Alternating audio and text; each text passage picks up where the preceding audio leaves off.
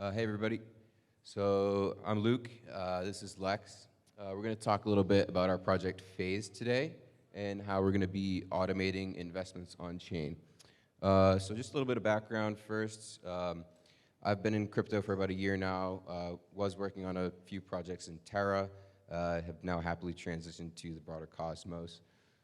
And I've been in the space for about the same time, been a contract dev for around 6 months now, and this is the latest project that I'm excited to bring you guys along with. Cool. So getting right into it, the problem we're trying to solve here is that retail investors are not great investors for the most part. The majority of investors are not able to successfully carry out active investment strategies. We know that on a good year, the stock market will return about 6% on average, whereas this stat here says the average investor only earns about 4.25%. This basically boils down to people thinking they can beat the market, taking up active strategies rather than just buying and holding, and a lot of times reacting based on emotions and investing. This one better? All right, cool. Yeah, so people will tend to react and trade based on emotions and speculation and lose any sense of their rational investments. If you are a long-term investor, the easiest route would be to just buy and hold. However, there are better strategies that exist, such as the DCA, VA, grid trading, any sort of strategy that will help you reduce your cost basis and get a better price for the asset you're going for. The only thing is these strategies will typically require a little bit more work. So the solution is to automate these processes.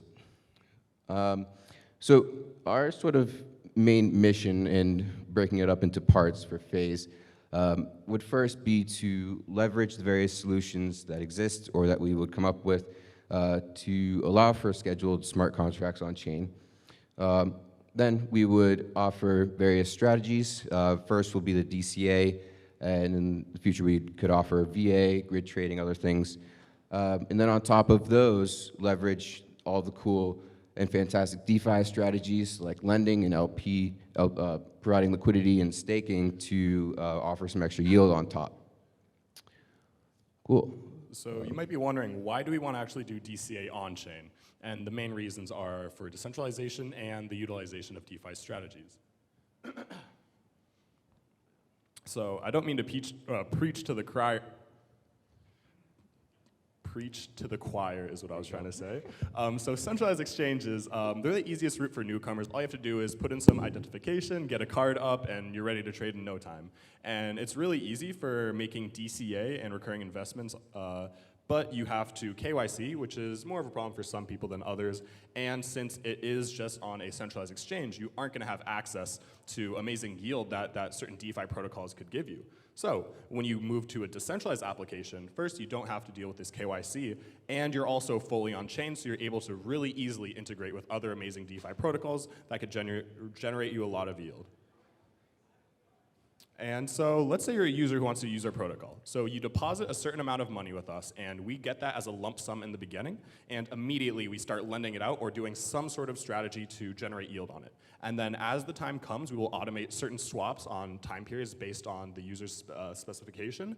And then after that, the resulting token, if eligible, will also be lent out or use another strategy in order to generate yield on that as well. That way, all the time, you are generating yield on your assets. And you can use other strategies like provider liquidity, staking, leverage, and also in the future, we're thinking about adding a governance token, which would allow people to incentivize swapping into a specific token because we could reallocate certain yield to a specific pair if someone wants to encourage their token to be invested into. And so you might be thinking, how are you going to do these time-based executions? Because you know, when you're going to sign a transaction, you actually have to sign the transaction. And if we're going to have, say, tomorrow we have 5 transactions to sign, you're not going to have one person click that transaction over and over again. Otherwise, you're pretty much defeating the whole purpose of making it easier for the user. So we go from most centralized to the least centralized solutions.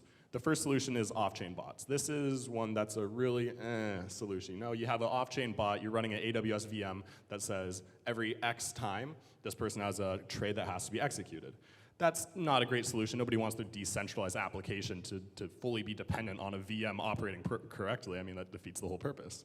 The next solution is bounties, where we, we would aggregate transactions and say a user could come through, take these groups of transactions and execute them. And for executing these groups of transactions that need to be put through, they get some sort of reward, either a governance token or some sort of just token reward for them. And the other thing we're also looking into is epic queuing, or epoch queuing. I always mix those two up. With epoch queuing, it lets users, part of the Cosmos SDK, queue transactions, and this is the best way to do it because, or this is one of the best ways we're thinking about doing it because you can use block height to determine when a transaction will execute that, and you can translate that into a specific time based off of how frequent the block height or the block emission is. And so in the current stage of development, we're currently looking for the best solution for the scheduling problem. We also have started construction of the CosmWasm smart contracts, and we're also here planning integrations and looking for collaborations for other DeFi protocols who would like volume through us for generating yield for our users. Sweet, yeah. So when we look towards the future and our vision for this product, there's sort of two ends to it. First, the B2C. This is the product that users will see as our front end. They could come and use our app and leverage all of the different strategies we offer in one place. The other end would be the B2B, or more of a software as a service product, which would be integrated with other apps front ends.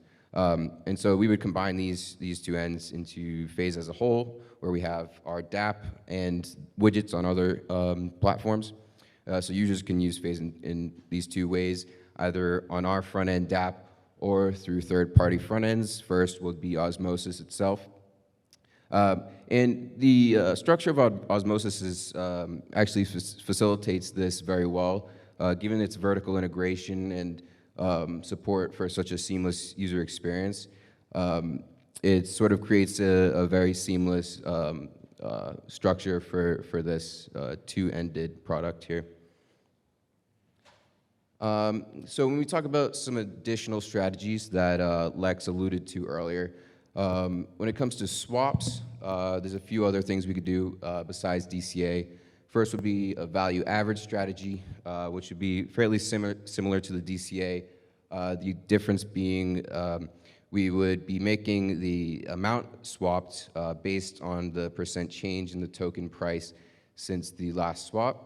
Another could be grid trading, where we set multiple buy points and sell points as the token price fluctuates. And then we could do a completely open strategy where users define all of the metrics they'd like to trade on. And then when it comes to different yield strategies, we could, for one, provide liquidity. This could come from the actual tokens that the user is swapping. And so as they start to swap more into the token they want, they would actually have more they could LP as they get closer to a 50-50 split, and then back down as they get further out.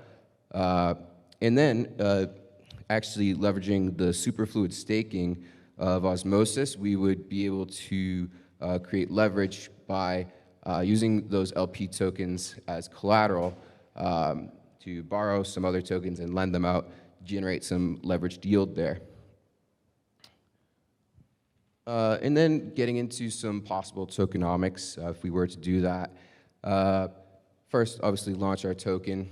I think the model that would sort of fit best would be something similar to the curve model with the gauges, except perhaps take off the vote escrow.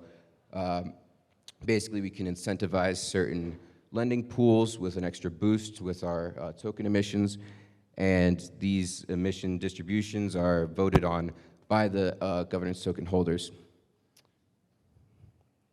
Cool, and that's it.